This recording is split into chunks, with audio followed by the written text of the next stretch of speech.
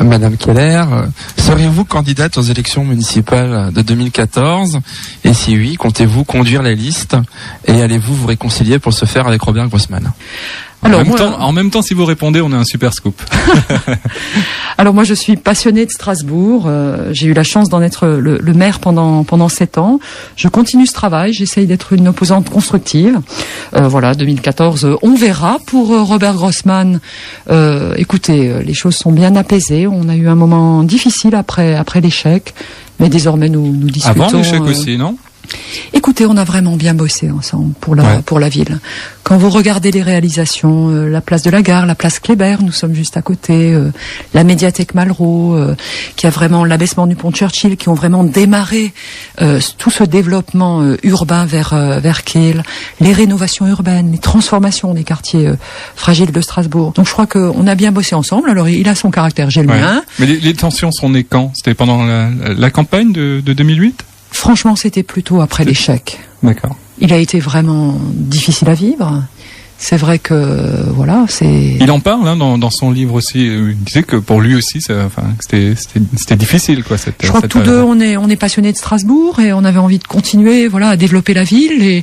Et c'est vrai que quand je vois, voilà, un certain nombre de difficultés à sortir les dossiers, moi je considère par exemple que les structures scolaires comme les crèches sont des lieux de vie, des lieux de rencontre avec les familles. L'équipe actuelle est encore en train de réaliser la dernière programmation que j'avais mis en place. J'avais prévu sur 3 ans, ils sont en train de l'étaler sur 6. Donc moins de petits Strasbourgeois vont en profiter. Voilà, c'est comme ça, chacun son style. Mais je crois que voilà, notre passion pour la ville est réelle. Robert Grossman sera notre invité mardi prochain. Donc vous répondez pas à la question de Mathieu Kahn. C'est trop tôt. C'est trop tôt pour le scoop, ouais. On le saura quand? Écoutez, mais ça fait partie quand même d'une réflexion. Strasbourg est pour moi vraiment une passion. Ouais. Je pense c'est une ville formidable. C'est une ville aussi faite de contrastes entre le quartier européen et les quartiers les plus sensibles. Il y a des écarts incroyables. Donc rapprocher les quartiers, faciliter les échanges physiques, mais surtout la rencontre des gens.